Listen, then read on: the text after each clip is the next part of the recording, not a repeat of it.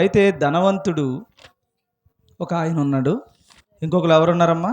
దరిద్రుడు అనేటువంటి వాడు ఉన్నాడు. ధనవంతుడు అనేటువంటి ఈ మాటల మధ్య ఒక ఉన్నతమైనటువంటి దేవుని యొక్క మనస్సును మనం ఎరుగుదాం. ఏ విషయం నేర్చుకున్నా ఏ విషయం నేర్చుకున్నా కూడా మనం దాంట్లో నుంచి ఏమి నేర్చుకుంటున్నామన్నాం? దేవుని పోలికను నేర్చుకుంటున్నాం. దేవుని యొక్క గుణాన్ని నేర్చుకుంటున్నాం. ఆ గుణాన్ని మనకి అమర్చుకుని బ్రతకాలని ఆశపడుతూ ఉన్నాం. ఇక్కడ ఈ భూమి మీద బ్రతుకుతున్నటువంటి మనుషుల్లో 2 రకాలైనటువంటి మనుషుల గురించి చెప్తున్నాడు. 2 రకాలు కూడా కాదు, 3 రకాలైనటువంటి మనుషుల గురించి చెప్తున్నాడు అక్కడ. 1 అబ్రహాము, 2 ధనవంతుడు, 3 దరిద్రుడు, దరిద్రుడైనటువంటి లాజరు. 3 వ్యక్తుల గురించి, అంటే 3 క్యారెక్టర్లు ఈ భూమి మీద ఉన్నటువంటి సందర్భాన్ని చెప్తున్నాడు అనమాట. ఒకడు ధనవంతుడు. ఎవరా ధనవంతుడు అంటే ఓదా రంగు బట్టలు ధరించాడు. అతను మంచి కాస్ట్లీ బట్టలు వేసుకున్నాడు. బహుగా ఈ భూమి మీద సుఖించాలని ఆశపడుతూ ఉన్నాడు. ఈయన ఒక ధనవంతుడు. ఇంకొక ధనవంతుడు ఎవరు? ఇంకొక ధనవంతుడు ఎవరమ్మా? అబ్రహాము. అబ్రహాము కూడా ధనవంతుడేనా? బాగా పేదవాడా? అబ్రహాము కూడా ధనవంతుడే. అబ్రహాము ధనవంతుడే. ఈ ఊదా రంగు బట్టలు ధరించిన, ఊదా రంగు వేసి సన్నపు నార బట్టలు ధరించిన వాడు కూడా ఉన్నవాడే. అంటే 2 ఉన్నవాళ్ళు ఉన్నారు అందులో. అబ్రహాము ఉన్నవాడే, ఇంకొక వ్యక్తిని ధనవంతుడని సంబోధిస్తున్నటువంటి ఆయన కూడా ధనవంతుడే.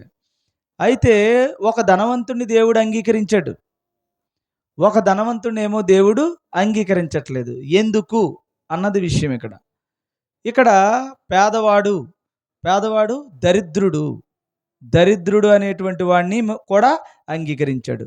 డబ్బున్న వాడిని అంగీకరించాడు, డబ్బు లేనటువంటి వాడిని కూడా అంగీకరించాడు. ఏంటి కథ అనేది మనం జాగ్రత్తగా పరిశీలన చేసి ఏది మేలైనదో అది చేపెడదాం. సరే, మొదటి ధనవంతుడైనటువంటి అబ్రహామును దేవుడు అంగీకరించటానికి, ఇంకొక ధనవంతుడైనటువంటి వాడిని అంగీకరించటానికి భేదం ఏంటి? ఇద్దరిలోని భేదం ఏది? ఇంకొక ధనవంతుడు ఉన్నాడు, యోబు కూడా ధనవంతుడు. ఇంకా చాలామంది, కానీ ఈ కాంటెక్స్ట్లో 3 ఉన్నారు కనుక కాంటెక్స్ట్లో ఉండేటువంటి ధనవంతులు 2, ఒకటి అబ్రహాము, ఒకటి ధనవంతుడు. ఇప్పుడు ఒక ధనవంతుడిని దేవుడు అంగీకరించలేదు. ధనవంతుడిని అయితే ఇద్దరిని అంగీకరించకూడదు కదా. ధనవంతుడు సూది బెజ్జములో ఒంటైనా దూరుతుంది, కానీ ధనవంతుడు పరలోక రాజ్యములో ప్రవేశించడు అన్నాడు. మరి ఇదేంటిది? అబ్రహాం చాలా ఉన్నవాడు కదా, యోబు చాలా ఉన్నవాడు కదా, మరి వీళ్ళిద్దరూ పరలోకం ఎలాగెళ్ళారు కదా? అందుకని ఇది కొంచెం మనం ఆలోచన చేద్దాం. ఫస్ట్ ఆఫ్ ఆల్ అబ్రహాము దగ్గరికి వస్తే, అబ్రహాము ఎలాంటి వాడంటే, అబ్రహాము చాలా ఉన్నతమైనటువంటి స్థితిలో ఆయన ఉన్నాడు. దేవుడు ఎంతగానో ఆశీర్వదించాడు. అనేకమైనటువంటి ఆస్తులు ఉన్నాయి. చాలా ఆయన బాధ కూడా ఏంటంటే, నాకు వారసుడు లేడు, ఇంత ఆస్తి ఉంది, ఇంత వైభవం ఉంది, నాకంటూ ఒక వారసుడు లేడని బాధపడుతూ ఉండేవారు వాళ్ళు. అలాంటిది అబ్రహాము అంత ఉన్నవాడు అన్నమాట. ఈ రోజున ముఖేష్ అంబానీ ఎందుకు పనికిరాలేనంత సంపద యోబుకి ఉంది, సొలొమోనుకి ఉంది, అలాగే అబ్రహాముకి కూడా ఉంది. కానీ ఒకరోజు అబ్రహాముని దేవుడు అంగీకరించడానికి కారణం ఏంటంటే, అబ్రహాము, నీకు కలిగి ఉన్నదంతా కూడా విడిచిపెట్టి పలానా చోటకి నువ్వు వెళ్ళు అన్నాడు. అబ్రహాముని అన్నాడు, అది విడిచిపెట్టి పలానా చోటకి వెళ్ళన్నాడు. వెళ్ళాడా? అదే పట్టుకుని ఉన్నాడా? ఆస్తిని విడిచిపెట్టాడు. తనకి కలిగి ఉన్నది ఏదో విడిచిపెట్టి అక్కడి నుంచి, అంటే మరి దాని మీద ఇష్టమున్నవాడైతే దాన్ని వదిలి వస్తాడా? ఒక యవనస్తుడు యేసుప్రభు దగ్గరికి వచ్చి, ప్రభువా, పరలోక రాజ్యం అంటున్నావు, అదంటున్నావు, ఇదంటున్నావు, అబ్బా నీ యొక్క ఉన్నతమైన స్థితి నాకు నచ్చింది, ఇదేదో చాలా బాగుంది. పరలోకములోకి ప్రవేశించటానికి నాకు అర్హత ఉందా? నువ్వు అనుకున్నట్టుగా నేను అన్నీ చేసేస్తున్నాను అని ఒక యవ్వనస్తుడొస్తే, "నీకొకటి కొదువుగా ఉంది నాయనా" అని చెప్పాడు. "కొదువుగా ఉందా? ఏంటి?" అని అడిగితే, "అమ్మా నువ్వు నీ ఆస్తిని అమ్మి బేదలకివ్వు" అని చెప్పాడు. బేదలకివ్వని చెప్పగానే అతను మొఖం ఏమైపోయింది? మాడిపోయి, "నువ్వు బేదలకిచ్చి నన్ను వెంబడించు" అన్నాడు.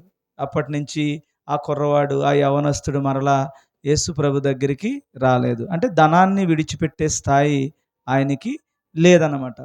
చూడండి మీరెప్పుడైనా సరే, ఏ స్థితిలో ఉన్నా ఇటు పేదవాడైనా, ఇటు ఉన్నవాడైనా, లేనివాడైనా కూడా డబ్బు దగ్గరికొచ్చేసరికి ఏంటంటే కొంచెం ఇబ్బందులుంటాయి. వదలలేం బేగా. ఏదన్నా పడిపోయిందంటే చాలా బాధ కలుగుతది మనకి. కష్టపడినటువంటి ఆ డబ్బులు పోయాయని. ఎందుకంటే దానికున్నటువంటి విలువ అలాంటిది గనక కంగారు పడిపోతూ ఉంటాం. అప్పుడు దేవునికి ఇవ్వాల్సిన దగ్గరికొచ్చేసరికి కూడా, పరిచర్య దగ్గరికొచ్చేసరికి కూడా కొంత పిసినరులం అవుతూ ఉంటాం. జనరల్‌గానే ఈ ఈ గుణం ఉంటూ ఉంటది మనిషిలో. ఎంత లేదన్నా జీవపడంబానికైతే ఎక్కువగా ఖర్చు పెడతాం. శరీరాశ కోసం ఎక్కువగా ఖర్చు పెడతాం. నేత్రాశ కోసం కంటి చూసినటువంటి దాన్ని నీకు బాగా కనపడిన దానికి ఖర్చు పెడతాం. కానీ పరిచర్య దగ్గరికొచ్చేసరికి మాత్రం ఖర్చు పెట్టడానికి కొంచెం ఊరికే పోద్ది. ఇది ఇది మనం ఏం తినడానికుండదు. మనం ఏమి తాగడానికుండదు. మనకేమి ఇంట్లోనూ ఉండదు. మనమేమి ఇదేమి నిలబడదు గదా! అన్నది వచ్చేస్తదనమాట. అప్పుడు దేవుడేమన్నాడంటే, నీకేదన్నా నీకు దక్కాలంటే, నేను నీకేదన్నా ఇవ్వాలంటే నిన్నేం చేయమన్నాడంటే దేవుడు, నువ్వు ఏ కొలతతో కొలుస్తావో, అదే కొలతతో నేను నీకిస్తానన్నాడు. ఇప్పుడు చూడండి ఎంత దొరికేసామో దేవునికి. నువ్వు ఏ కొలతతో దేవుని దగ్గర బిగిస్తున్నావో, ఆ బిగింపు ఏమవుతుందంటే, నీ జీవితంలో కూడా బిగింపయిపోతుంది. తెస్తున్నావు, డబ్బులుంటున్నాయి చేతుల్లో. ఆ డబ్బులేమి నీకేమీ ఉపయోగపడకుండా పాపం అనాథల్లాగా మళ్ళీ చేయి చాపుకునే పరిస్థితే వచ్చేస్తుంది. ఎందుకొచ్చేస్తుందంటే, ఇచ్చే దగ్గర చాలా టైట్‌గా ఉంటామనమాట. ఏ కొలతతో కొలుస్తావో, అదే కొలతతో నేనిస్తాను. మళ్ళీ అన్నాడు అక్కడ ఇంకొక మాట అన్నాడు. అణచి, కుదించి, దిగజారినట్లు ఇస్తాను నీకు అని చెప్పాడు. ఇప్పుడు అణిచి, కుదించి, దిగజారినట్లు నీ ఇంట్లో దేవుడు ఇవ్వాలంటే, ఇచ్చిన దాన్ని నీకు నిలబడాలంటే, అప్పుడు నువ్వేం చేయాలంటే దేవుని కోసం వదులుకోవాలి. పరిచర్య కోసం వదులుకోవాలి. అబ్రహాము దేవుని పరిచర్య కోసం దానిని విడిచిపెట్టి పలానా చోటుకెళ్ళన్నాడు. ఎళ్ళనేసరికి విడిచిపెట్టేసాడు ఈజీగా. విడిచిపెట్టేసి తండ్రైనటువంటి దేవుడు చెప్పాడని వెళ్ళిపోయాడు. అందుకని అతను ఎక్కడికెళ్ళినా సరే దేవుడు ఆశీర్వదించి గొప్ప స్థితిలో, ఉన్నతమైన స్థితిలో అందరికంటే రిచ్‌గా ఆయనను అబ్రహాముని దేవుడు ఆశీర్వదించాడు. ముందు దేవుడికి ఇచ్చాడనేనా? లేకపోతే ఇవ్వకుండా అక్కడ బిగించుంటే ఈ యవనస్తుడిలాగా ఎప్పటికీ కూడా మళ్ళీ అబ్రహాముని ఈ రోజున మనం గుర్తు చేసుకునే వాళ్ళమే కాదేమో! అలాగే యోబు దగ్గర కూడా అదే పరిస్థితి. యోబు దగ్గర కూడా ఎలాంటి పరిస్థితి వచ్చిందంటే, ఇలాగే ఆస్తులన్నీ పోయాయి. ఇలాంటి పరిస్థితి వచ్చినప్పుడు అతని మెంటాలిటీ మానసిక స్థితి ఎలాగుంటదని వాళ్ళ ద్వారా ఎవరి ద్వారా?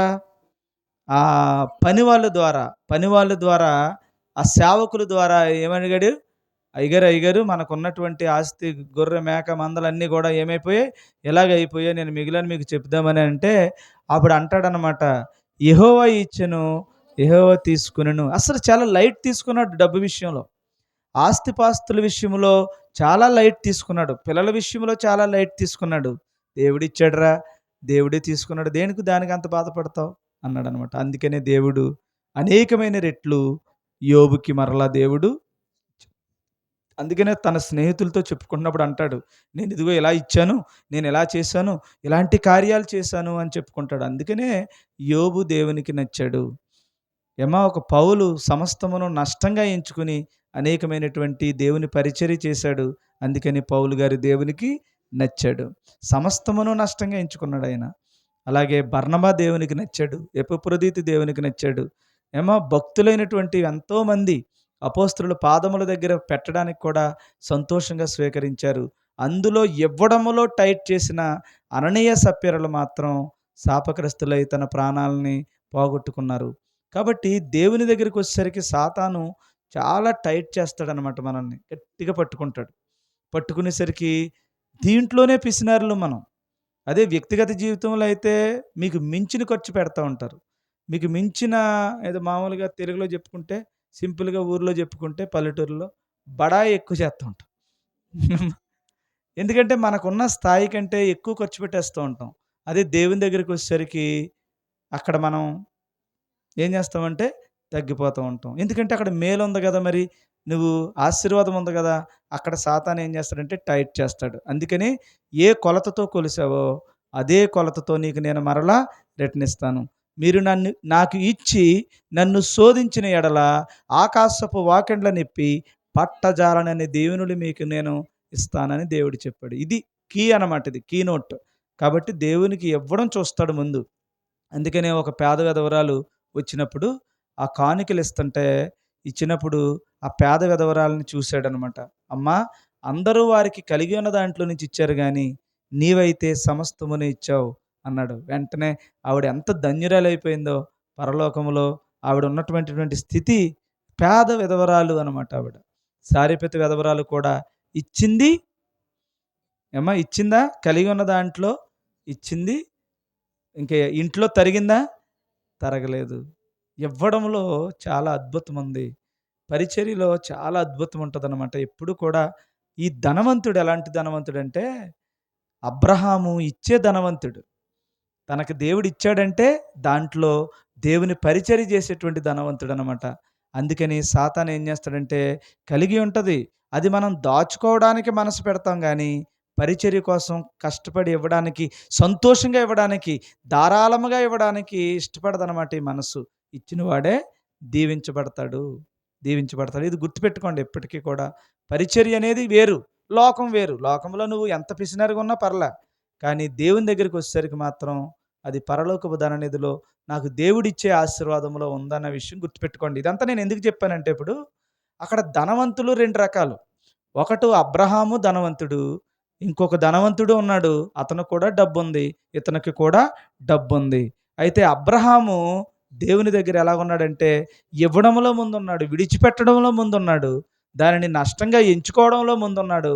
అందుకని అతను ఉన్నతమైనటువంటి ధనవంతుడిగా ఉన్నాడు. ఈ ధనవంతుడు ఉన్నాడు. ఈ ధనవంతుడు ఎలాంటి వాడంటే ఎంత పిసినారంటే దేవుని పనుల్లో అంత పిసినారనమాట.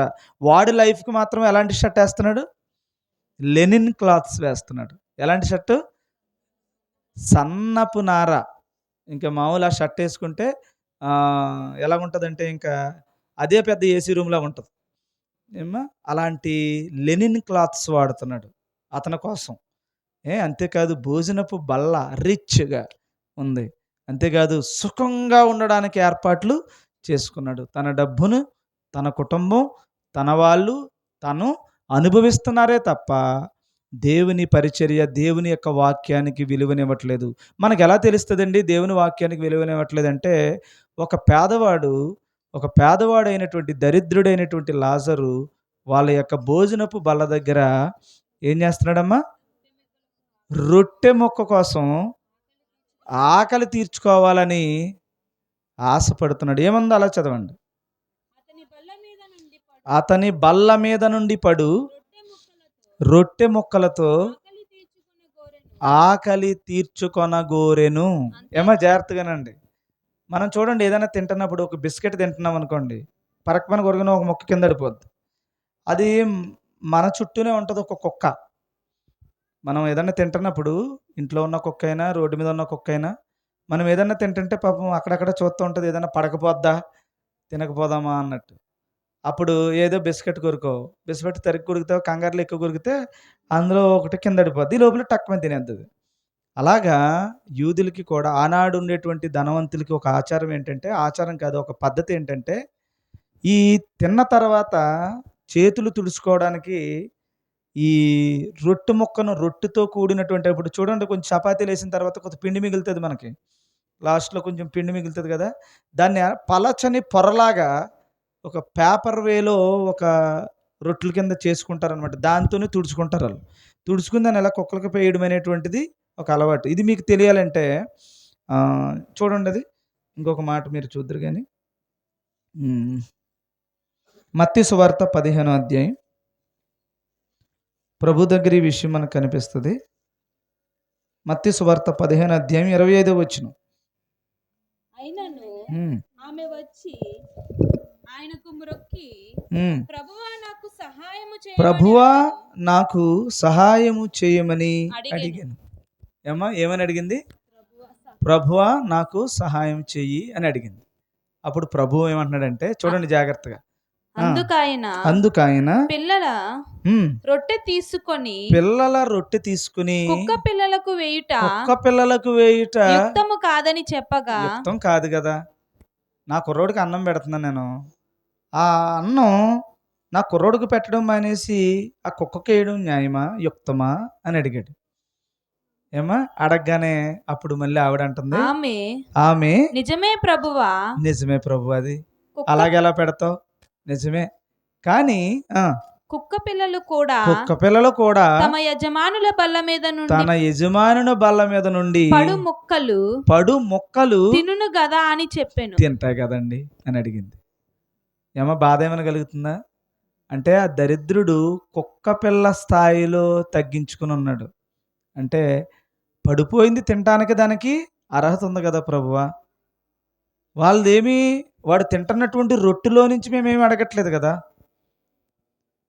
ఆడు తుడుచుకున్నటువంటి ఆ బల్ల మీద నుంచి జారిపడే ఆ మొక్కలు తినాలని ఆ కుక్క ఎలాగైతే ఎదురు చూస్తుందో దానికోసమే కదా ప్రభువా అని ఆ స్త్రీతో చెప్పాడు. తర్వాత అందుకు యేసు అమ్మా నీ విశ్వాసము గొప్పది, దేవునికి స్తోత్రం కలుగును గాక. ఎలాంటి విశ్వాసం అమ్మా, ఎలాంటి విశ్వాసం? కుక్క అడిగితే వాడు తుడిచి పాడవేసేదాన్ని తినాలనుకుంటుంది తప్ప ఆ గిన్నెలోనిది దొంగిలించాలనో, ఆ గిన్నెలోనిది ఓటలాక్కోవాలనో, నీ అన్నములో నుంచి తెచ్చేసుకోవాలనో, నీ కడుపు కొట్టేయాలనో చూడలేదు.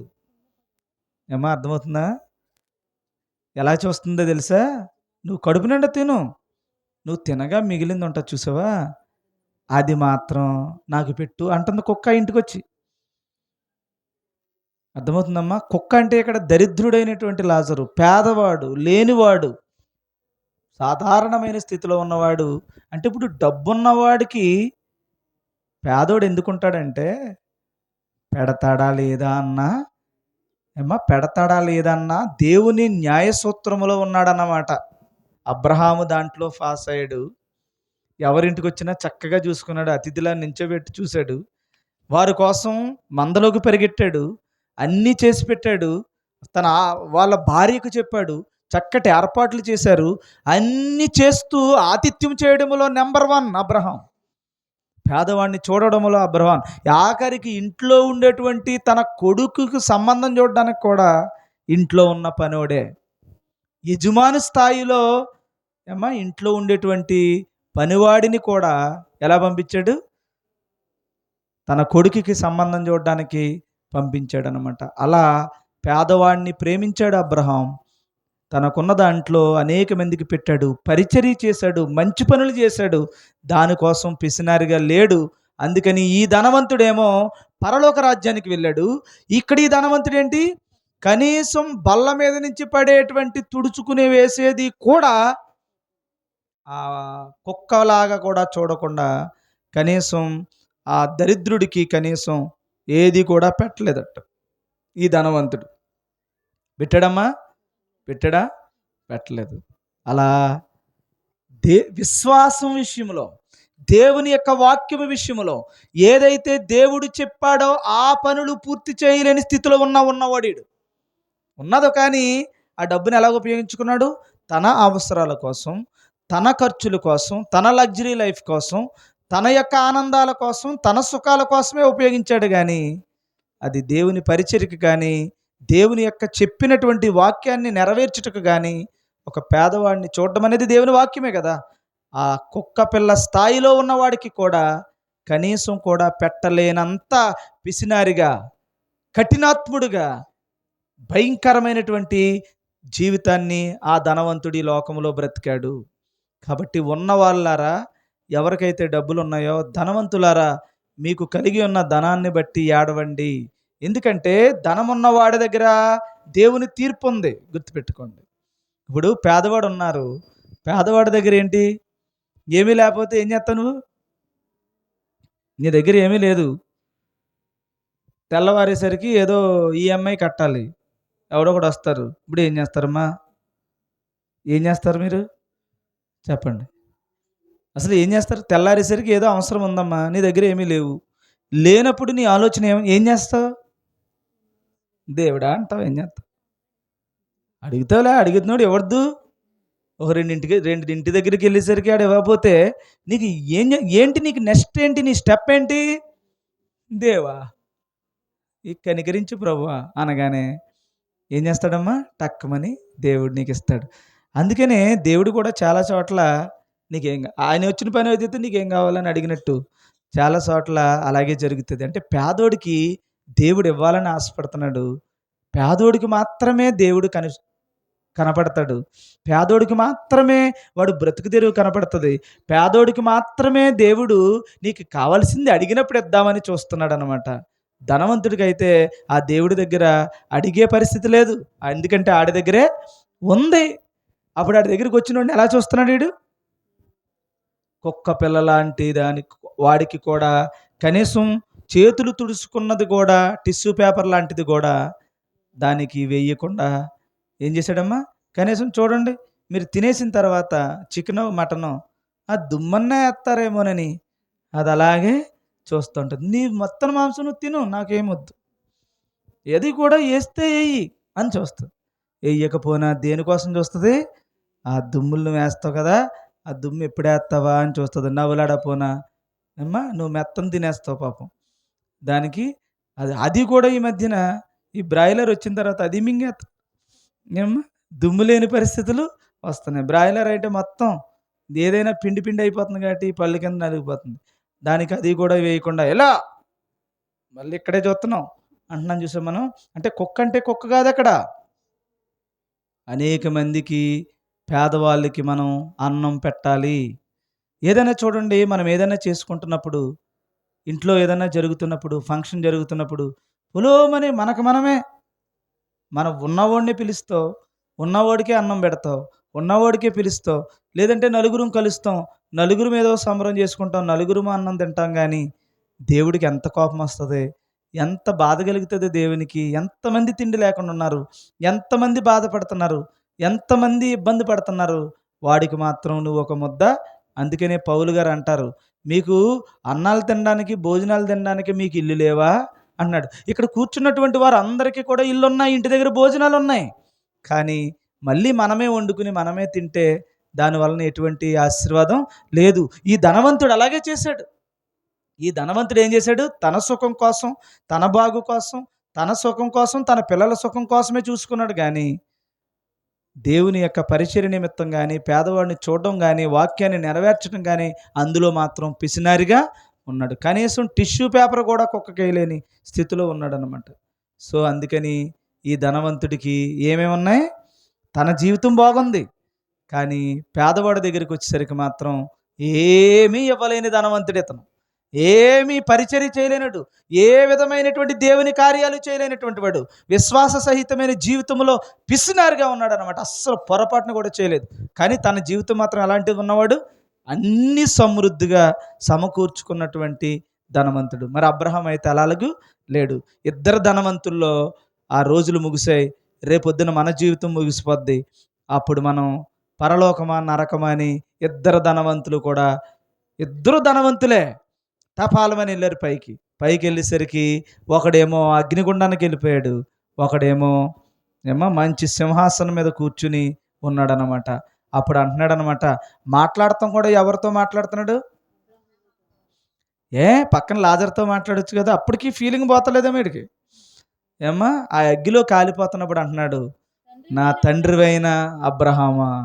ఇక్కడ ఏమంటున్నాడు తెలుసా? నువ్వు ఉన్నవాడువే, నేను ఉన్నవాడినే కదా. ఇద్దరు ఉన్నవాడితో మాట్లాడుతున్నాడు. అక్కడికి వెళ్ళిన తర్వాత మొత్తం కాలిపోతున్నప్పుడు అప్పుడు ఏమన్నాడంటే, నీ కుడి పార్శ్వమున నీ రొమ్మున ఆనుకొని ఉన్న లాజరును పంపించి ఒక నీటి చుక్కను వేయమన్నాడు. ఏమన్నాడా? కాబట్టి ఈ ధనవంతుడు ఎలాంటి ధనవంతుడు? ఈ భూమి మీద బ్రతుకుతున్నప్పుడు పరిచర్య నిమిత్తం, వాక్యము నిమిత్తం చిల్లిగా కూడా పరిచర్య కోసం ఇవ్వకుండా పిసినారిగా బ్రతికినటువంటి ధనవంతుడు. కొంతమంది ఉండి పరిచర్యకి ఎవరు, ఒకడు లేకపోయినా ఇవ్వడానికి ఇష్టపడతాడు. ఈడేమో లాజర్ లాంటి వాడు, వాడేమో ధనవంతుడే, గొప్పవాడే, కానీ తన వరకు మాత్రమే, తన కుటుంబం వరకు మాత్రమే తప్ప మిగతా విషయాల్లో ఒక్క రూపాయి కూడా పరిచర్యకి కానీ దేనికి కానీ ఇవ్వడు. సో ఈ ధనవంతులు ఇద్దరు ధనవంతులే. ఒక ధనవంతుడు పరలోకానికి వెళ్ళాడు, అబ్రహాము పరలోకానికి వెళ్ళాడు. ఇంకొక ధనవంతుడేమో అగ్నిగుండానికి వెళ్ళాడు. సేమ్ మనం కూడా అదే. దేవుని విషయంలో కానీ, పరిచర్య విషయంలో కానీ, దేవుని యొక్క చిత్తాన్ని నెరవేర్చుటలో కానీ ఉండించుకుని కూడా లేనట్టుగా బిహేవ్ చేస్తే నువ్వు కూడా ఈ ధనవంతుడిని పోలి ఉంటావని చెప్తున్నాడు. అప్పుడు అక్కడ ఏమవుతుందంటే లాజరు కూడా, ఇద్దరు కూడా ఏమైపోయారు? దరిద్రుడు. అతనికి ఏమీ లేదు. ఏమీ లేని కారణంగా ఏదన్నా దొరికితే ఎవరన్నా పెడతారని చూస్తున్నాడు. కాబట్టి చాలా జాగ్రత్తగా, లేనివాడిగా పుట్టడం, మీకు కలిగి ఉన్న పేదరికమును బట్టి మిమ్మల్ని ఏమంటున్నాడు? సంతోషించమంటున్నాడు దేవుడు. కాబట్టి మీ అందరికీ నేను చెప్తున్నటువంటి మాట ఏంటంటే, చాలా జాగ్రత్తగా బ్రతకండి. ఉన్నవాడేమో పరిచర్యకు మాత్రం పెద్దపీట వేయండి, లేనివాడు మాత్రం లాజరులా విశ్వాసంగా విశ్వాసం విషయంలో మాత్రమే రాజీ పడకుండా ఆ బల్ల మీద లాగేసుకోవాలని కానీ, అక్రమంగా దాన్ని దొంగిలించాలని కానీ అలాంటి స్వభావం లేకుండా, వాడు పెడితే తిందాం అన్న ఉన్నతమైనటువంటి మనస్సు కలిగి పేదవాడు ఉండాలి. లేదు కాబట్టి ఏదో ఒక రకంగా మోసం చేసి సంపాదించుకుందాం, ఒక అన్యాయంగా ₹1 తినేద్దాం, అన్యాయంగా ₹1 మన ఇంట్లో తెచ్చుకుందామంటే ఆ రూపాయే నిన్ను నీ కుటుంబాన్ని కాల్చేస్తుంది. ఎక్కడైనా సరే నిస్వార్థంగా ఉండాలన్నమాట క్రైస్తవుడు. బాప్తిసం పొందినటువంటి మనందరము ₹1 కూడా అక్రమంగా నీ జోబిలో పడిందా, ఆ రూపాయి నిన్ను నీ కుటుంబాన్ని దహించేస్తుంది. చాలా ప్రమాదం అది. అందుకని న్యాయమైనది అయితే అనేక మందికి మేలు చేస్తుంది ఇంట్లోకి వచ్చిన వెంటనే, లేకపోతే అదే నీ కుటుంబాన్ని శాపగ్రస్తంగా మారుస్తుంది. ఇప్పుడైతే బాగుండొచ్చేమో, కానీ అగ్నిగుండానికి చేరుకోగలటే ఆ ధనవంతుడు ఎక్కడికి చేరుకున్నాడంటే నిత్య నరకములోనికి చేరుకున్నాడు. అత్యంత భయంకరమైన శిక్షణ అనుభవిస్తున్నాడు. అగ్ని ఆరదు, పురుగు చావదు. అలాంటి పరిస్థితులు ఉన్నప్పుడు అక్కడికి వెళ్ళిన తర్వాత 2 మాటలు చెప్తున్నాడు. ఆ 2 మాటలు కొంచెం మీరు వినేయండి, నేను ముగించేస్తాను. ఏమని చెప్తున్నాడంటే, నా తండ్రి అయిన అబ్రహామా, కనికరపడి, అతనికి పశ్చాత్తాపం వచ్చిన తర్వాత, బుద్ధి వచ్చిన తర్వాత మాట్లాడుతున్న మాట చెప్పండి చాలు నాకు. అదే అతనికి తన కంఫర్ట్ చూసుకుందామని ప్రయత్నం చేశాడు. ఈ నరకం నుంచి కొంచెం రిలీఫ్ ఏమైనా కలుగుతుందేమో, అవకాశాలు ఏమైనా ఉన్నాయేమో ప్రయత్నం చేశాడు. అవ్వదని చెప్పి తెలియదు, అసలు అవకాశమే లేదని తెలిసిపోయింది. నెక్స్ట్ ఇంకొక అవకాశం ఉంది అతనికి, వాళ్ళ అన్నదమ్ములను సహోదరులను కాపాడుకోవాలని. చదువమ్మా. అప్పుడు అతడు తండ్రి, అలాగైతే చదువమ్మా, పర్లేదు, ఈరోజు బర్త్డే స్పెషల్ కదా, ఎవరేమనరు. చదువమ్మా, ఆపేయకండి, చదువమ్మా. ఈరోజు నీకు స్పెషల్గా ఇచ్చారులే, చదువమ్మా. అప్పుడు అతడు తండ్రి, అలాగైతే నాకు 5 సహోదరులు ఉన్నారు. 5 సహోదరులు ఉన్నారు. చూసారా, వెంటనే ఇక్కడ ఉండగా వచ్చిందా వాళ్ళ రక్షణ గురించి? ఇక్కడ ఉండగా వచ్చిందమ్మా బుద్ధి? రాలేదు. కింద ఉన్న సహోదరుల గురించి వచ్చింది. అప్పుడు ఎంత బాగా ఆలోచిస్తున్నాడు. బుద్ధి మనకి ఒక్కొక్కసారి అన్నీ దాటిపోయి వస్తుంది. బుద్ధి ఎప్పుడు వస్తుంది మనకి? అన్నీ అయిపోయి వస్తుంది. ఒకడికి సిలువ మీద ఉండగా బుద్ధి వచ్చింది, పర్లేదు, కొంచెం ఎడ్జ్లోకి వచ్చింది. వీడికి ఎడ్జ్లో కూడా రాలేదు. ఒకడికి పక్కన అంటున్నాడు, నన్ను జాగ్రత్తగా దింపేసి నువ్వు కూడా దింపేసుకుని అందరూ కలిసిపోదాం అంటున్నాడు కదా. ఈ ఎడం వైపున ఉన్న దొంగ, కుడి వైపున ఉన్న దొంగ ఏమంటున్నాడు? ఇది మనకి తగును అని అక్కడ బుద్ధి తెచ్చుకున్నాడు. మనకి కొంతమందికి ఎప్పటికీ బుద్ధి రావట్లే. అక్కడ ఈడికి ఎక్కడికి వచ్చింది? మొత్తం ఇక్కడ రాలేదు, అక్కడ రాలేదు, ఎక్కడొచ్చింది? ఇంకా డైరెక్ట్ నరకంలోకి వెళ్ళాక, కానీ అక్కడ సిచ్యువేషన్ కాలిపోతే కానీ వీడికి బుద్ధి రాలేదు. బుద్ధి వచ్చాక అంటున్నాడు, వారును ఈ వేదనకరమైన, అయ్య బాబోయ్, ఈ వేదన, ఇది గుర్తుపెట్టుకోండి అమ్మా. అక్కడ ఏముంటది? ఈ వేదనకరమైన స్థలమునకు రాకుండా వారికి సాక్ష్యం ఇచ్చుటకై నా తండ్రి ఇంటికి వానిని పంపవలనని. ఎవరిని పంపాలి? లాజరును. మరి ఇప్పుడు దాకా పని చేయలేదు నీకు ఇంటికాడ ఉన్నప్పుడు? లాజర్ కనీసం టిష్యూ పేపర్లా కొంచెం అలాగే వేస్తా కూడా నీకు నచ్చలేదు కదా ఇప్పుడు. అతన్ని మాత్రం సాక్ష్యంగా పంపాలట. ఎక్కడికి? కిందకి తండ్రి ఇంటికి పంపించాలట, సహోదరుల దగ్గరికి పంపించాలంట. అక్కడ వచ్చింది వాళ్ళ ఆ కుటుంబాన్ని కాపాడుకోవాలని. జక్కయ్య, నేడు నీకును నీ ఇంటికి రక్షణ వచ్చిందిరా ఇంటికి అన్నట్టు వీడికి ఎక్కడొచ్చింది? నరకంలో వచ్చింది. నరకంలో వస్తే అవకాశం ఉందా? అవకాశం లేదు. అప్పుడు ఏమంటున్నాడంటే ఆయన, అందుకు అబ్రహాము వారి యొద్ద, అబ్రహాము అనే దగ్గర ధనవంతుడైన అబ్రహాము అని చదువు. ఎంత బాగుంది. మరి ఈడు ధనవంతుడే. ఈ ధనాన్నేమో ఈడు దాచుకోవడానికి వాడు అనుభవించడానికి ఉపయోగించాడు, కానీ పరిచర్యకు అసలు రూపాయి లేదు. పైగా దేవుని యొక్క వాక్య ప్రకారంగా ఖర్చు పెట్టడానికి అసలు చేతులు రాలే. కానీ ఈ ధనవంతుడు ఉన్నతమైనటువంటి స్థితిలో ధనవంతుడు అయిపోయాడు పరలోకంలో కూడా అబ్రహాం. ఈ ధనవంతుడు ఏమైపోయాడు? నరకయాతన వేదనను అనుభవిస్తున్నాడు. అక్కడ వచ్చిందంటే జ్ఞానోదయం. అప్పుడు అంటున్నాడు సహోదరుల దగ్గరికి సాక్షిగా పంపమంటున్నాడు అనమాట. అప్పుడు ఏమంటున్నాడు అబ్రహాం? చెప్పాము. మోషే ప్రవక్తలను ఏమంటున్నాడమ్మా? మోషే అంటే ఏంటో చెప్పండి అక్కడ ఆ మాట. మోషే, అక్కడ మోషే ప్రవక్తలు అంటున్నాడంటే మోషే అనే మాటకి ఏంటో చెప్పండి అక్కడ అర్థం. ధర్మశాస్త్రం అని అర్థం. అక్కడ ధర్మశాస్త్రం ఉంది, మోషే ధర్మశాస్త్రం ఉంది. అలాగే ప్రవక్తలు, దాన్ని బోధించడానికి ప్రవక్తలు ఉన్నారు, ధర్మశాస్త్రం ఉంది. అంటే ఇక్కడ బైబిల్ ఉంది, అది బోధించడానికి ఇక్కడ సేవకులు ఉన్నారు అని. బైబిల్ ఉంది అక్కడ. వాడికి బుద్ధి అయితే వాడు అక్కడే బైబిల్ చదువుకుని బైబిల్ ప్రకారంగా అది అర్థం అవ్వకపోతే సేవకులు చెప్తారు, చెప్పగానే వాడు వెంటనే మార్చుకుంటాడు. అంటే అప్పుడు ఆడేమంటున్నాడు చూడండి, అతడు తండ్రి అయిన అబ్రహామా అలాగూ అనవద్దు, అలా అనొద్దు. ఎందుకంటే నేను వినలేదు కదా. అప్పుడు మోషే లేదా, ధర్మశాస్త్రం లేదా. పైగా ఇక్కడ ఇతను వాక్యం తెలిసినోడని అర్థమవుతుంది నాకు. ఎందుకు అర్థమవుతుందంటే నా తండ్రివైన అబ్రహామా అంటున్నాడు ఒకటి. రెండోది ఏమంటున్నాడు? అమ్మా కిందకి పంపించంటున్నాడు, సాక్ష్యం. అమ్మ అంటే తెలుసు అనమాట. బైబిల్కి సంబంధించినటువంటి అవగాహన ఉన్నవాడే కానీ దాన్ని డబ్బును బట్టి ఎందుకో అది లెక్క చేయలేదు, దేవుని యొక్క వాక్యాన్ని నెరవేర్చుకోలేదు అన్నమాట. చివరికి ఏమన్నాడు? మృతులలో నుండి ఒకడు వారి యొద్దకు వెళ్ళిన ఎడల వారు మారు మనస్సు పొందుదురని చెప్పెను.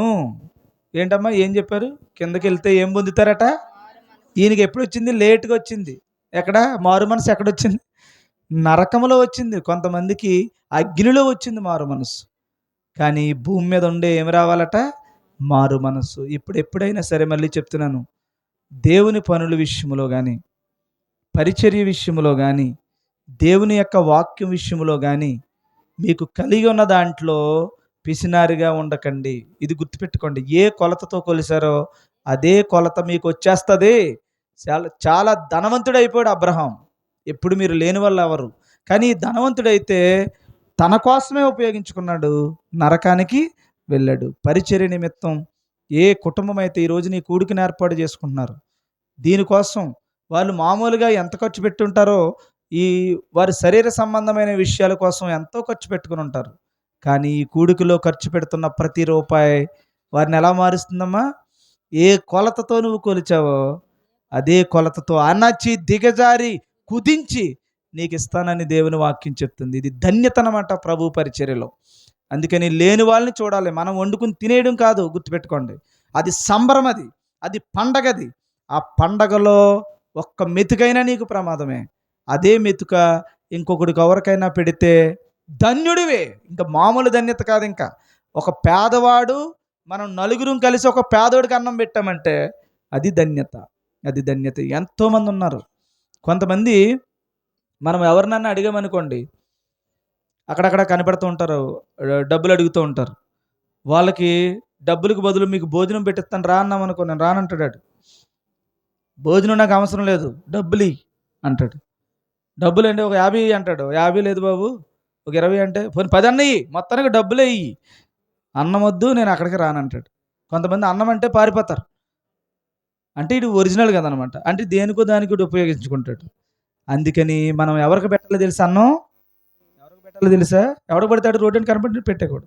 కొంతమంది లేవలేని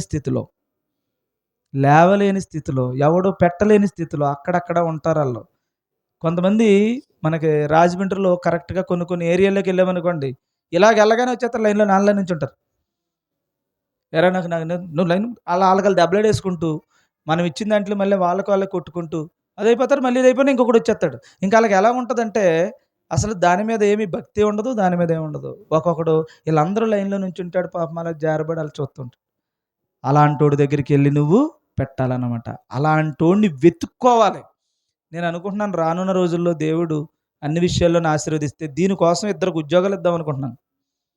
ఇంక రోజు చర్చిలోనే ఎక్కడో వంట చేయడం, వీళ్ళిద్దరు ఇంక పొద్దున్నే లేచి బండి మీద వెళ్ళిపోతారు, పెట్రోల్ ఖర్చు ఇచ్చి వాళ్ళకి నెలకి ఎంతో జీతం ఇచ్చి వీళ్ళిద్దరినే కలిపి ఎక్కడ ఉంటాడో ఇంక వెతికి ఎవడో అలాంటి వాళ్ళు ఎవరో వెతికి అన్నం పెట్టి వచ్చేయడమే వీళ్ళ పని. ఇంకా అది చేయించాలనుకుంటున్నాను నేను. దానికోసం ఒక 2 సెలెక్ట్ చేయలేవు. స్వచ్ఛందంగా వస్తే మరీ మంచిది. ఇప్పుడు స్వచ్ఛందంగా ఎవరైనా అలాగొస్తే ప్రతిరోజు చర్చిలో అన్నం వండేద్దాం. ప్రతిరోజు దేవుడిచ్చినటువంటి దేవుని పేరట వచ్చినటువంటి రైస్తో చక్కగా వండేసి చక్కగా అది పట్టుకుని రోజు ఈ పరిచర్య చేయాలని ఉందమ్మా. అది నా సొంత ఖర్చులతో చేయాలని ఆశపడుతున్నాను. అలాగే మీరందరూ కూడా చేయాలి. అలాగే గ్రామం అంతా చేస్తే గ్రామం అంతా కలిసి చేస్తే, సంఘం అంతా కలిసి చేస్తే ఈస్టర్కి మనమే, జనవరి 1కి మనమే, అన్నిటికి మనమే భోజనాలు. అంతే. ఎందుకమ్మా నాకు అనిపిస్తుంది ఆ ముద్ద ఉండగానే మనకి ఏదన్నా రోగం వచ్చేద్దాం అనిపిస్తుంది నాకు. ఎందుకంటే ఇశ్రాయేల్ ప్రజలు అలాగే కోరుకున్నారు, రాని అంటారు. దేవుడికి ఇంకా చాలా కోపం వచ్చి ఒక పూట పట్టుకోరంటే 2 పట్టేసి ఉండేవాడు. పొద్దుడు కుళ్ళిపోయేది. అది దేవుడికి అంత చిరాకు వచ్చేది అంటే అంత చిరాకు వచ్చేది. అందుకని నేను కోరుకుంటున్నది సంఘాన్ని ఏంటంటే మనం అందరం కలిసి వండుదాం, మనం అందరం కలిసి అందులో పెడదాం. మనకు భోజనాలు ఇంటికెళ్ళి లేవమ్మా. ఇప్పుడు ఇంటికెళ్ళి మీరు ఒక్కొక్కడు 3 పూటలు ఒకేసారి తినవచ్చు. అందరికి ఉంది కదా. ఒక్క పేదోడు అలాగ చూస్తూ ఉంటాడమ్మా. ఆడి కోసం మీరు అన్నం సిద్ధం చేసి మనం నలుగురం కలిసి అలాంటి వారు పొద్దున్న నుంచి వెళ్తే మీరు ఎక్కడ దిక్కునో టకటక అవగొట్టేయాలనుకుంటే 2 నిమిషాలు అయిపోద్ది, ఒక స్పాట్ చూసుకుంటే అయిపోద్ది. కానీ అలాంటి వాళ్ళని వెతుక్కుంటూ ఇస్తే మాత్రం సాయంత్రం అవుద్ది. అర్థమవుతుందా? ఒక పూట అంతా పెట్టద్దు. ఎందుకంటే నేను చేస్తూ ఉంటాను కాబట్టి చెప్తున్నాను మీకు. ఒక ఇడ్లీ పొట్లాలు కానీ అన్ని టిఫిన్స్ అన్నీ కానీ మా పిల్లల పుట్టినరోజులు అవి జరుగుతున్నప్పుడు ఏదన్నా నాకు ఖాళీగా ఉన్నప్పుడు కొనేసి కారులో వేసుకుని నేను తిరుగుతాను అనమాట. అక్కడి నుంచి అటువైపు ఐఎల్టీడీ జంక్షన్ దగ్గర నుంచి అలా తిరుగుతూ ఉంటాను. ఎంత టైం తిరిగినా సరే అక్కడక్కడ మనం అనుకున్నటువంటి వ్యక్తులు కనపడతారు. అవన్నీ తిరిగేసరికి పొద్దుట 6 గంటలకు 7 గంటలకు బయలుదేరి వచ్చారు, ఇంటికి వచ్చేసరికి 2-3 అవుతుంది నాకు. అదే మామూలుగా దిక్కెళ్ళామనుకోండి ఎక్కడో ఒక జంక్షన్లో ఇలాగ వెళ్ళడం పాపం టప పట్టిపోతారు అందరూ వచ్చి. అందుకని నీది మేలైన చోటకి వెళ్ళాలి. నీ రూపాయి పరిచర్యలో ఖర్చు పెట్టాలి. ఈ రోజున చర్చ్ గోడ కడుతున్నారు, చర్చిలో ఎన్నోటువంటి వస్తువులు ఉన్నాయి, చర్చికి సంబంధించింది ఉంది, ఒక సేవకుడు ఇలాగున్నాడు. మొత్తం ఏదైనా పరిచర్యలో వాడు ఎలాగిస్తున్నాడో అనచి కుదించి దిగజారినట్లు దేవుడు ఇస్తాడు. ఈరోజు నీ ధనవంతుడు మనకు ఎందుకు ఇచ్చాడు అనుకుంటున్నారు? దేవుడు పరిచర్య కోసం ఖర్చు పెట్టమని, దేవుని వాక్య ప్రకారంగా జీవించడం కోసం ఖర్చు పెట్టమని. అవి మానేసాం. మన కోసం మనం ఖర్చు పెట్టుకుని మనమే ఆనందించుకుని మనమే సంతోషంగా గంతులు వేస్తూ పరలోకం వెళ్ళిపోతాం అనుకుంటున్నాం. ఇక్కడికి వచ్చేసరికి ఏమో రాల్తలేదు. లోపలేమో చిన్నదే ఉంటుంది, గుప్పుడు మాత్రం కొద్ది పెద్దగా ఇలా పట్టుకుంటూ ఉంటారు. అదే లోపల ఎంత ఉన్నా ఇలా నొక్కేసి తక్కువగా చేసామన్నా అది లేదన్నమాట. అంటే నేను ఎందుకు చెప్తున్నానంటే అమ్మా, మనుషులు దేవుని రాకడ వచ్చే కొలది అనేకులు ప్రేమ చల్లారిపోతుంది అనమాట. రోజు రోజుకి దిగజారిపోతున్నారు మందిరాల్లో.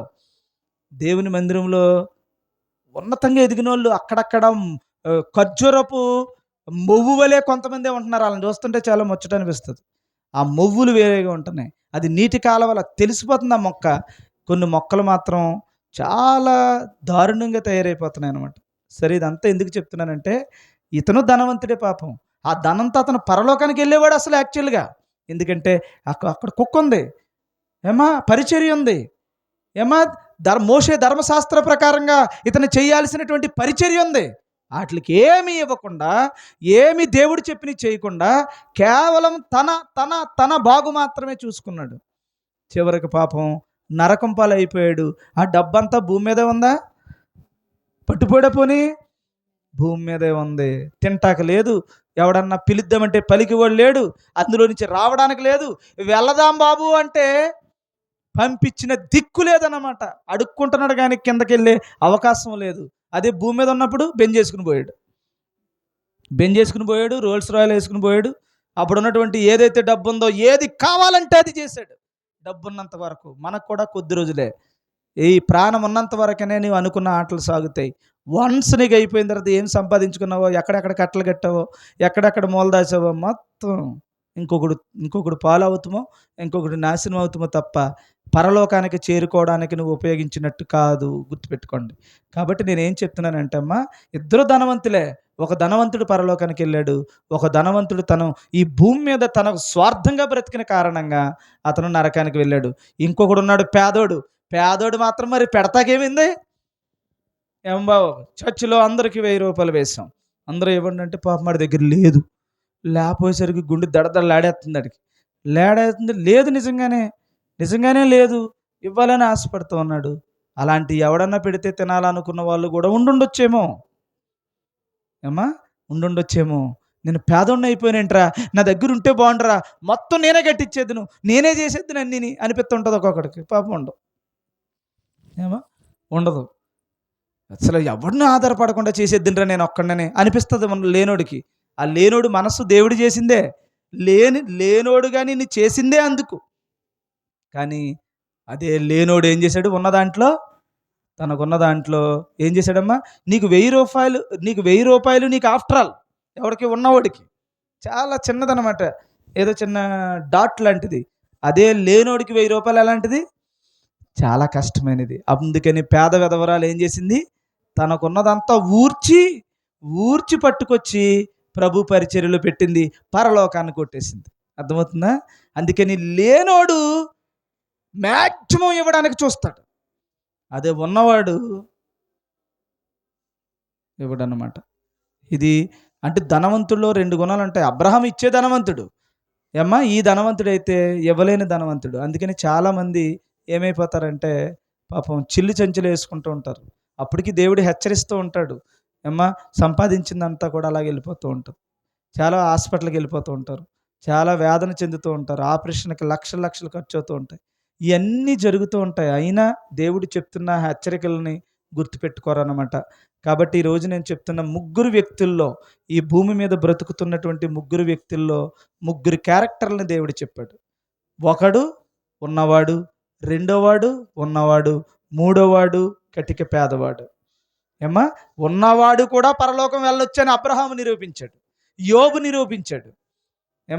పేదవాడు కూడా మరి ఇవ్వడానికి ఏమీ లేదు.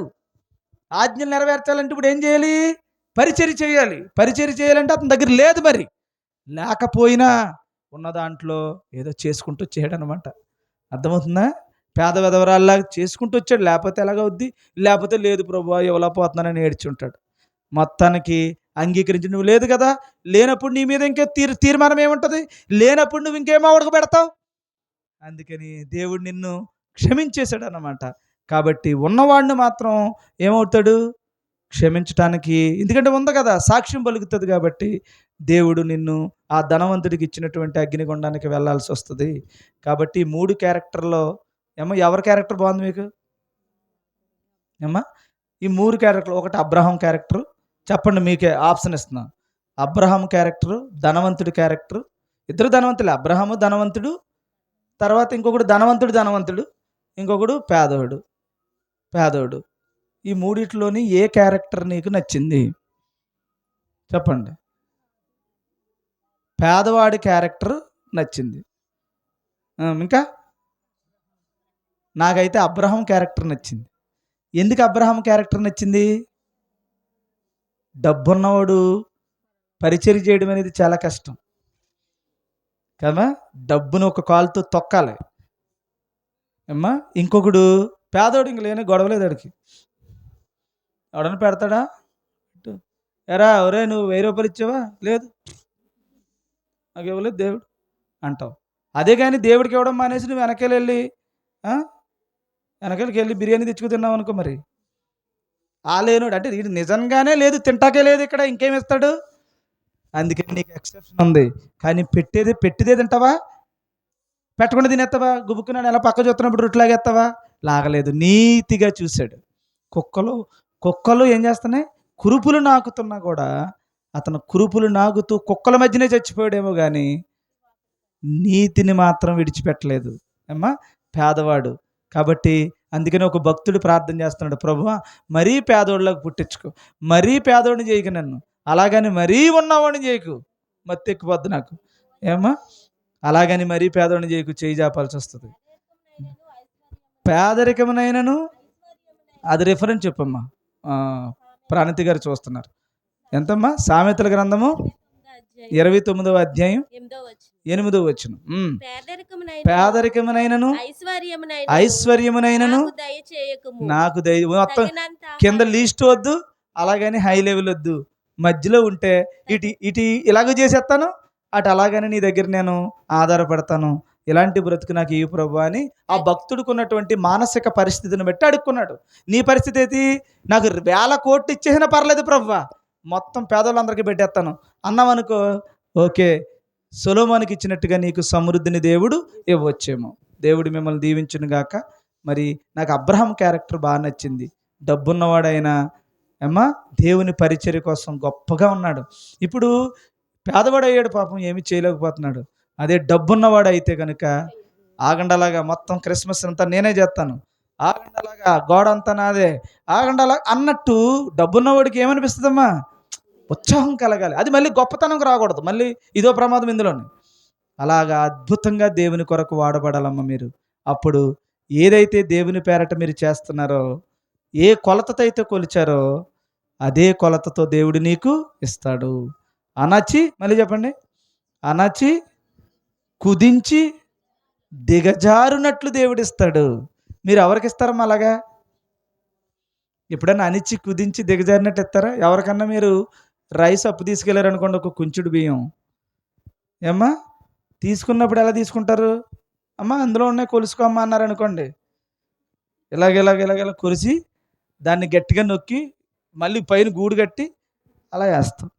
అది ఇచ్చినప్పుడు అలా గుల్లగా అలా పెట్టి అప్పుడు ఇలా పోతూ ఉంటాం. దేవుడు ఏం చేస్తాడంట, నీకు ఇచ్చేటప్పుడు, నువ్వు ఇచ్చినప్పుడు ఎలాగ ఇచ్చావో చూస్తాడు నిన్ను. అప్పుడు అణచి కుదించి, ఏమ్మా ఇంత ఒక గ్లాసుడు పెట్టాల్సిన 2 గ్లాసులు పెట్టించేలాగా మొత్తానికి అటు ఇటు చూడు ఊపుతూ ఉండి మనం ఇలా చేసి అందులో వేస్తూ ఉంటాం కదా, అలాగ దేవుడు నీకు సమృద్ధిని దేవుడు ఇస్తాడట. కాబట్టి అట్టి కోవలో, అట్టి క్యారెక్టర్లో, అట్టి ఉన్నతమైన స్థితిలో దేవుడు మిమ్మల్ని పెట్టాలని, దేవుని పని కానీ దేవుని పరిచర్య విషయంలో ఇలాంటి దన్నున్నటువంటి వాక్యాన్ని అనుసరించి నడిచే గొప్ప విశ్వాసగానే ఉండాలని కోరుతున్నాను. మరి పేదవాడిగా పుట్టించటం అనేటువంటిది మరి దేవుని చిత్తమైతే ఆ పేదరికంలో కూడా దేవుని కొరకు నమ్మకంగా ఉండు. పేద విధవరాలు ఉంది, సారేపతి విధవరాలు ఉంది, ఏమ్మా దేవుని యొక్క పరిచర్య చేసినటువంటి విధవరాలు ఎంతోమంది ఉన్నారు. అన్నింటికంటే ప్రాముఖ్యంగా ఏమ్మా ఉన్నతమైనటువంటి స్థితిలో ఎదిగిన ఎంతోమంది స్త్రీలు ఉన్నారు. అలాంటి ధన్యత పేదరికమని విడిచిపెట్టకుండా ఏది కలిగి ఉన్నావో దాంట్లోనే నమ్మకంగా ఉండు, దేవునికి ఇష్టంగా బ్రతుకు. దేవుడు నిన్ను దీవించి ఆశీర్వదించునుగాక. ఆమేన్. పరిశుద్ధుడా, ప్రేమ కలిగిన తండ్రి, మీ ఘనమైన నామమునకు స్తోత్రములు ప్రభు. బిడ్డలందరినీ మీరు దీవించండి నాయన, ఆశీర్వదించండి. ఈ కూడికను ఏర్పాటు చేసుకున్న బిడ్డలను, వారి యొక్క తండ్రి ఈ కుటుంబ యజమానిని ప్రత్యేకంగా మీరు దీవించి కాపాడమని ప్రభు, ఆయనను రక్షించుకుని ప్రభు ఉన్నతమైన స్థితిలో నిలవబెట్టమని, గొప్ప కార్యాలు ఈ కుటుంబానికి మీరు జరిగించమని తండ్రి, నీ యొక్క చల్లని దీవెనలు ఎల్లవేళలా ఈ కుటుంబానికి తోడుగా ఉంచమని, చదువుతున్నటువంటి బిడ్డలను ప్రభు ప్రత్యేకంగా మీరు ఆశీర్వదించమని ప్రభు, గొప్ప స్థితిలో నిలవబెట్టమని, నీ మహాజ్ఞానములో తండ్రి ఆ బిడ్డలను ఆయన పెరగడానికి కృప చూపించమని, ఇక్కడ కూడొచ్చిన బిడ్డలందరినీ దీవించమని, ఇదిగో ప్రభు పురుషులను కానీ, స్త్రీలను కానీ, పెద్దవారిని కానీ, యవన బిడ్డలను కానీ, ప్రభు చెల్లెలను కానీ అందరినీ కూడా మీరు ప్రత్యేకంగా మీరు ఆశీర్వదించి, నీ వాక్యమునకు విశ్వాసమునకు తగినటువంటి పోలికలు ప్రభువ, స్వరూపాలను, గుణాలను అందరికీ దయచేయమని, అట్టి విశ్వాసములో నడిపించమని యేసు ప్రభు వారి శ్రేష్టమైన పరిశుద్ధమైన నామములో ప్రార్థిస్తూ వేడుకొనుచున్నాము పరమ తండ్రి. ఆమేన్.